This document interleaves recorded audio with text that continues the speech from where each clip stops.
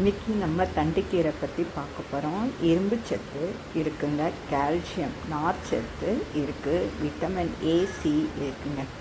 நிறைந்த ஒரு சத்தான கீரைங்க இது.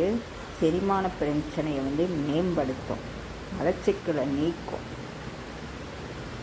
ரத்தத்தை அதிகரிக்கும், கொழுப்புக்களை குறைக்கும், மூல நோய்க்கு, மாதவிட பிரச்சனை, நரம்பு தளர்க்கு சரி செய்யும்.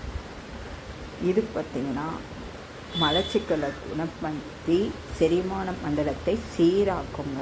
மூல நோய்க்கு நிவாரணம். ஏன்னா மூல நோயை குணப்படுத்தும். எரிச்சல் அந்த மாதிரி இருந்தால் இது சரி செய்யும். ரத்த சோகையை தடுத்து இரும்பு சத்து அதிகமாக இருக்குதுங்க. எடையை குறைக்கிறவங்களுக்கு சிறந்தது. கொழுப்புக்களை கரைக்கும், கெட்ட கொழுப்பை கரைக்கும்.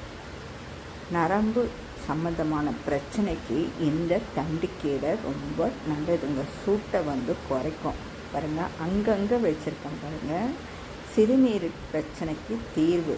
எரிச்சல், சிறுநீர் கடுப்பு அந்த மாதிரி இருந்துச்சுன்னா இது சரி செய்யுங்க.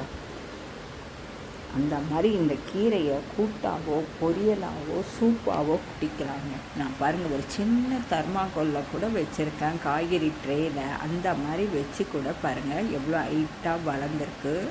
இதுக்கு மெயின்டெனன்ஸ்லாம் இல்லைங்க. ஒரு செடி ஒரு கொடியில் கூட வச்சா கூட வளரும், இல்லை ஒரு குட்டி இதில் வச்சா கூட பெருசாக வளருங்க. பாருங்கள், அங்கங்கே ஃபுல்லாக இந்த தண்டுக்கீரையை வச்சுருக்கேன். வெயில் காலத்தில் சூடை தணிக்கோங்க, குளிர்ச்சியை கொடுக்கோங்க இந்த தண்டுக்கீரை.